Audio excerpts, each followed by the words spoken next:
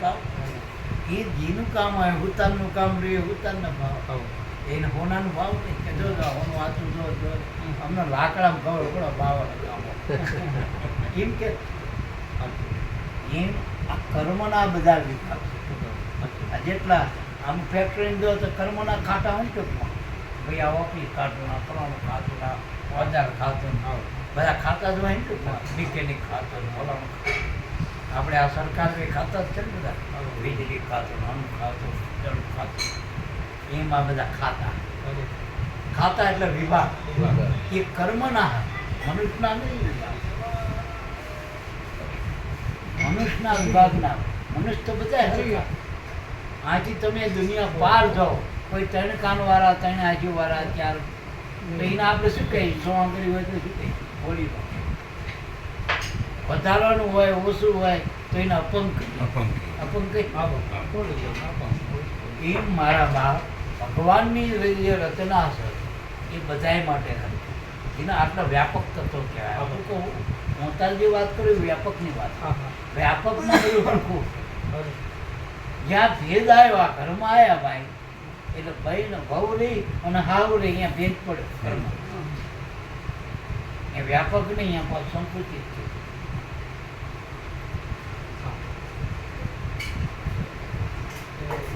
હવે કથામાં જાય મહારાજ કથા કરતા હોય પછી હાવું જાય તો એમ કે ભાઈ હાવું એવું તમે આવી હાવું ની પહેલા કથા કરું કથામાં બધા અહીંયા બધા હરખા ટૂંકમાં એમ ધર્મમાં બધા હરખાય. મારું કહેવાનું મતલબ કર્મમાં બધા વિભાગ છે. જો કર્મમાં જો ધર્મમાં ભેદ પાડો ને તો માનજો કે ધર્મ પૂરો સમજ્યા નથી. એક વાત યાદ નથી ગમે ત્યાં જાઓ જ્યાં ધર્મના વાળા કરીને બેઠા હોય તો માનજો કાંઈ ધર્મ સંપૂર્ણ ધર્મ નહીં. ધર્મના કાર્યો થાય પણ ધર્મ નથી. ધર્મના નામે કાર્યો કરે આ મંદિર છે એ ધર્મનું જ છે કાર્ય પણ ધર્મ તો તમારા અંદર પડ્યો કે ચેતન આત્મા થઈ પેલું જે કાર્ય મહારાજ કરે ને એ ધર્મનું કાર્ય હોય. ધર્મ તો એમના અંદર પડ્યો એ તો આપણે મળ્યા ભાઈ ઓળખાય કે મહારાજ આ તમારો ધર્મ એ તમે તમારા અંદર વચન હાલે એ વચનથી અવાયો ધર્મ વચન જ અવાય. એટલો મહાપુરુષો કે કર્મમાં ભેદ છે. ધર્મમાં ભેદ કોઈ ઊંચો કોઈ કાળો કોઈ ધોરો પણ માણા કાળા નહીં માણા કહેવાય ધોરા નહીં માણે ઊંચો માણા નીચો માણે માણસ તો બે કહેવાય ટીંગુજી હોય તો માણસ જ એમ ગોળ તમે નાનો કાંકરી લ્યો કે રવો લ્યો મેં ગળપણમાં શું કીધું પાણી તમે કૂવાનું લ્યો કે મોટા વાયનું લ્યો કે નદીનું લ્યો કે વરસાદનું આ એ બધું તમે લ્યો કે ગોરાનું લ્યો પાણીમાં શું તત્વો તો હરખું છે. તરસ ચીપા હોય પાણી જેનાથી તરત ચૂકી જાય એ પાણી કહેવાય. પાણીમાં ભેદ નથી.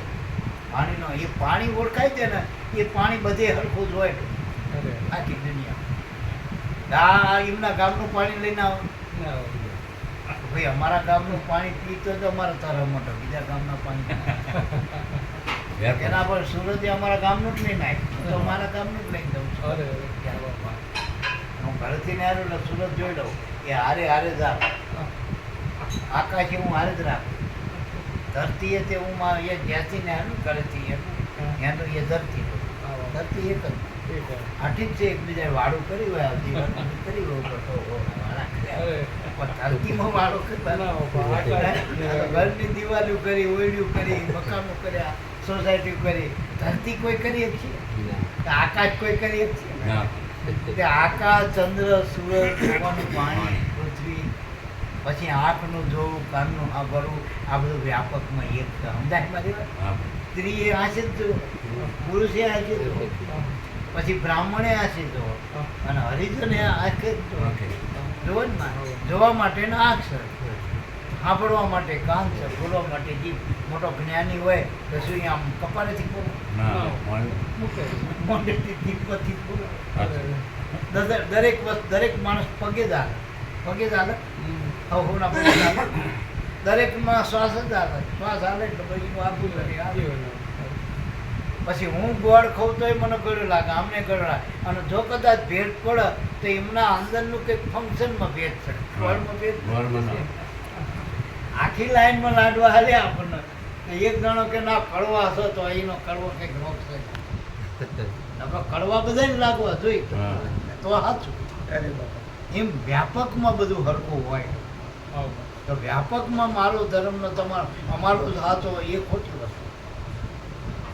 આ કર્મ નાના મોટા ઊંચા હોય, ધર્મ કોઈ દી ઊંચો નીચો ના હોય, ગુરુ ઊંચા નીચા ના હોય, વચન ઊંચું નીચું ના હોય.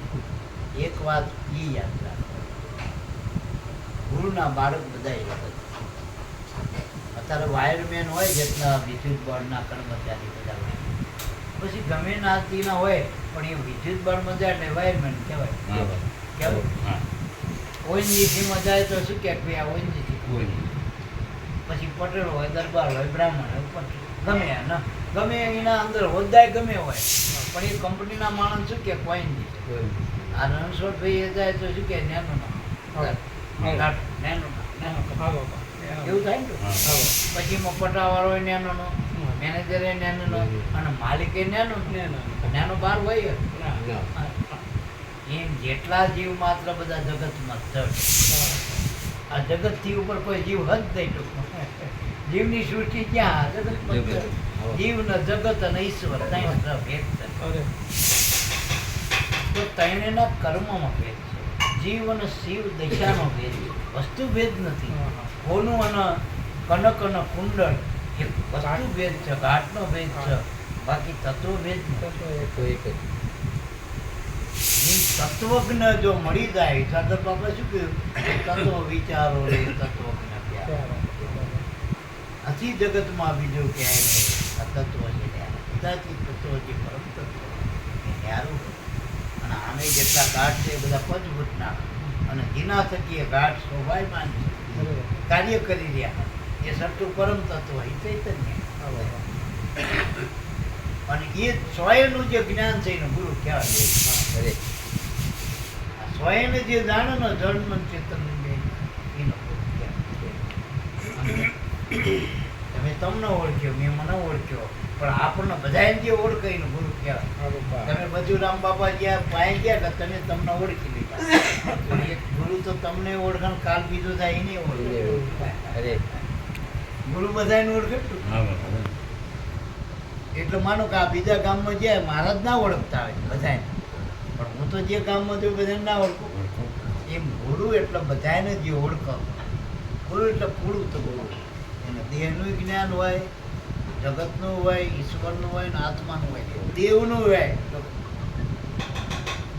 બિચારા હતા પણ એનો દેવીનું જે દેવીનું લઈને બેઠો એનું જ્ઞાન હોય, એનું જ્ઞાન હોય. તમારું માનો સામુંડા જ આવો ભાઈ, મેરડી ના આવો. તમારે આવો તમે એટલી રેડી બોલો પણ મેરડી ના આવો. અને આવો તો પેલા બીજા ના પાસ કરે ના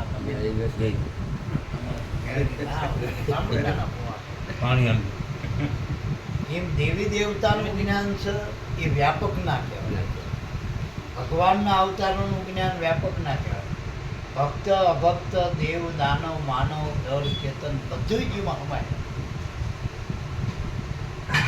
આ પૃથ્વીમાં આ તો આપણને ખબર નહીં, પણ પૃથ્વી મેં આકાશ છે, અગ્નિ મેં આકાશ છે, પવન મેં આકાશ છે. અને જે શુદ્ધાકાશ છે એમાં અગ્નિ ના હોય પાછો. બાકી જે આકાશ છે એમાં તો બધા પાંચે તત્વો હોય, પણ જે મુખ્ય ભાગ હોય ને એનું નામ બધું હોય. ભાઈ આ કે ભાઈ આ પરામાં પછી એમ કોઈ કે હરિજનનો મેલો, પણ બીજા રહેતા હોય, મિશનમાં નહીં રહેતા હોય, પણ વધુ પડતા આ રહેતા હોય ને કે ભાઈ આમાં અત્યારે સરકાર ભાજપની હોય પણ એના વધુ પડતા માણસો એટલે ભાજપની કહેવાય. બાકી બીજા પક્ષવાળા હોય તો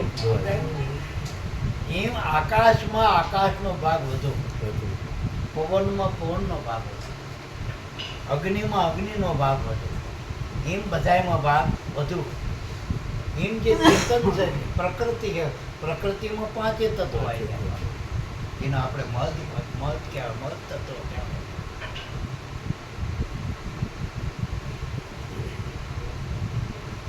હવે આ બધા જીવમાં હમાય એને ઈશ્વર કહેવાય. કારણ કે બધા થકી બધા તત્વો ઈશ્વર થકી આવી જાય. પુરુષ ને પ્રકૃતિ બધા જે વિભાગ છે એ બધા પરમાત્મા માં જાય છે. અને ઈશ્વર શીમાં આવો? ગુરુના જ્ઞાન. આ સુરત શીમાં આવો? પ્રકાશમાં આવો. પ્રકાશ હોય તો સુરત ને જોઈએ કે ત્યાં સુરત છે પણ પ્રકાશ નહીં તો કે ભાઈ નથી દેખાતો. હા, અત્યારે આજે આપણે હાથમી જાય છે સુરત, એ સુરત નથી એવું ના કહેવાય, પણ પ્રકાશ નહીં એટલે આપણે કંઈક સુરત નથી. સુરત નથી એવું કહેવાય, પ્રકાશ નથી. હવે એનો એક પ્રકાશ આવે તો સુરત તરત દેખાય. એમ જ્ઞાન છે ને એ ગુરુ કરો. ગુરુ આમ જો મળી જાય તો ઈશ્વર દેખાય, તો સૂર્યરૂપી ઈશ્વર દેખાય. એમ ઈશ્વરને આપણે માનો કે મૂર્તિમાં ઈશ્વર સ ખરો, પણ એમાં પ્રકાશ નથી, જ્ઞાન. અને સંતમાં ઈશ્વર છે, મૂર્તિમાં જેવો ઈશ્વર છે એવો જ સંતમાં. કારણ કે કણ કણમાં હોય તો મૂર્તિમાં હોય, સંતમાં હોય. પણ સંતનું જ્ઞાન છે ને મૂર્તિનું જ્ઞાન. તમે આ શંભુ બાપાની મૂર્તિ બનાવો તો શંભુ બાપાની મૂર્તિ રહી ને એ શંભુ બાપા રે એ ભગવાનની મૂર્તિ કહેવાય, આપણે ગુરુની જ મૂર્તિ કહેવાય. પણ એની પાસે આપણે સમાધાન લેવું હોય તો હા, અત્યારે આશ્રમમાં જાય ને વજુરામ બાપાની મોટી મૂર્તિ બનાવી હોય તે આમનું સમાધાન થાય. પણ કોઈક સંત મૂર્તિ હોય કાં તો એને જે જ્ઞાન છે એ પ્રકાશ આમનો એ પ્રકાશના ક્ષેત્રમાં આવી ગયું હોય, એના એમાં પડી જાય એના પ્રકાશમાં, તો પછી એમને દેખાય. તો પછી જળ અને ચેતનમાં બધા આ જે મહાપુરુષો જે કર્મકાંડ છે ને એમાં ઈશ્વરનું જ જ્ઞાન છે બધાનું. પણ એ તમે બધાને દેખાડી ના આપો. તમારે બ્રાહ્મણ હોય તો કર્મ કરી શકો, પણ ઈશ્વરને જોવા માટે બ્રાહ્મણની જરૂર નથી, એનો જ્ઞાનની જરૂર છે ભાઈ. ગુરુના કે ગુરુના જ્ઞાનની. એટલે તો ઈશ્વર પોતે હતો તો એને ગુરુચમ કરવા પડે. જ્ઞાન વગરનો ઈશ્વર અધૂરો હતો. આ નરસિંહ રૂપની ઈશ્વરનું જ રૂપ છે, કશ્યપ રૂપ ઈશ્વરનું જ છે, મત્સ્ય અવતાર ઈશ્વરનો જ અવતાર છે. પણ એ અવતારો રહે ને એમાં પ્રકાશ નહોતો, ઘરમાં કાર્ય કારણ પૂરતા આવેલા. પણ જો આમાં કૃષ્ણને આપણે ચમ માની પુરુષોત્તમ રૂપ, પૂર્ણ પુરુષોત્તમ ઈશ્વર જ કહેવાય. જેટલો કશ્યપ અવતાર, જેટલો મત્સ્ય અવતાર વિષ્ણુનો, એટલો જ કૃષ્ણ રામનો અવતાર. પણ આ વિશેષ કેમ છે? કારણ કે આમાં ગીતાનું જ્ઞાન છે. કૃષ્ણ રામાયણમાં તમારા મર્યાદાનું જ્ઞાન છે. તમારી મનુષ્યનું કેવું ચરિત્ર હોય એ રામાયણ બતાવે. કૃષ્ણ બધા પાસાનું વર્ણન કરે કે આવી વિભૂતિ હોય, આ કર્મ કરો, આ યોગ કરો, આ ધ્યાન કરો, ભક્તિ કરો. ગીતામાં બધા પાસા આવશે.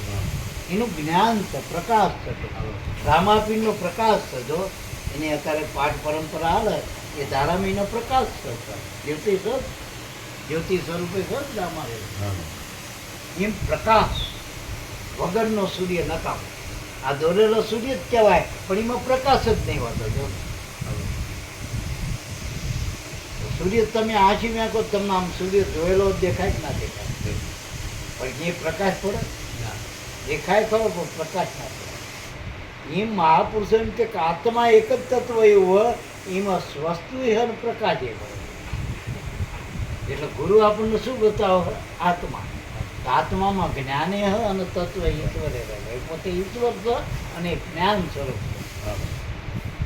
પછી જે કૃષ્ણ હતી એ મર્યાદા હતી. ઈશ્વર મર્યાદામાં જેટલા અવતારો આવ્યા ને એ બધાએ નહીં સ્વીકાર્યા.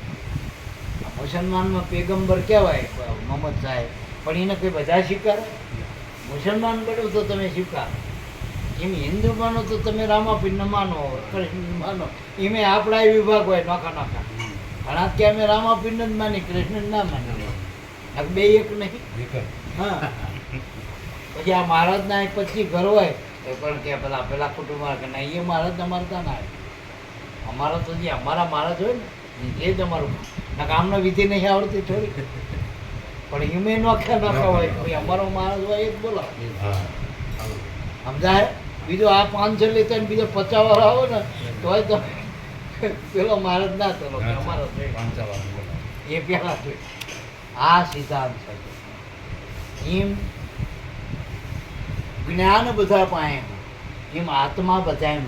આત્મા કણ કણમાં, આત્મા પ્રગટ અપ્રગટ બે રૂપે રહેલો, તત્વ રૂપે ઘાટમાં અઘાટમાં બધામાં આત્મા જ છે.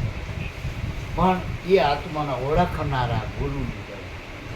ગુરુ વગર આત્મા એમાં આપણે કર્મકાંડ ના જોઈએ, એમાં ધર્મ ધ્યાન બીજું બધું એના થકી થાય. કર્મકાંડ આત્મા થકી કર્મકાંડ થાય, આત્મા થકી ધર્મ ધ્યાન થાય, આત્મા થકી જ યોગ થાય. યોગ કરવાથી આત્માનું જ્ઞાન નથી થતું, પણ આત્માથી યોગ થાય એ વાત હતી. તમે કંઈ પણ કરો ને આટલો આમ આંચ ઉઘાડો વાગો ને તો આત્માથી જ થાય. પણ કોઈ એમ ના કહે તમે આત્મજ્ઞાની થઈ જાઓ, આટલું કરો તો આત્મજ્ઞાની થવું. ના, આત્માને ઓળખવાનું. એવા જ ગુરુને તમે મેળવો કે તમને આત્મા હોય. અને આત્મા હંમેશા ઘાટ ના હોય, જ્ઞાન સ્વરૂપ હોય. જ્ઞાન સ્વરૂપ. આ શાસ્ત્રની ચોપડી લઈને આવે એ તમને ચોપડી આલી, જ્ઞાન આલી. જ્ઞાન તો એમની પાસે રહે તોય રહે. તમારી પાસે જોજો અસલ કોપી હોય તો એની ધ્યાનો ગમે એટલી કરાવો, અસલ તો તમે પાસે રહે. એમ અસલ છે ને જે વસ્તુ, આ રસોઈ કરતું દેખાય, પણ રસોઈનો અનુભવ આપણી પાસે નહીં. પણ આમ આમ કરે, આમ આપણે આમ કરી જોઈએ. આપણે મગજ બનાવી હતી, જલેબી ઉતારી ગયા, આ તો કરી આ વસ્તુ. આ દિલીપભાઈ આમ દોરા આદરનો એ પંખો ચલાવતા બધું ભારી, પણ આપણું ના આપણે ઠીકડું ના દઈએ. જોઈએ કે ખરું એનું જ્ઞાન ના અંદર કર્મ દેખાય, જ્ઞાન દેખાતું. એમ આ બધાના કર્મો દેખાય જગતમાં, આત્મા દેખાતો નથી. આત્માને ઓળખવાનો, સમજાય પાછો ઓળખવાનો.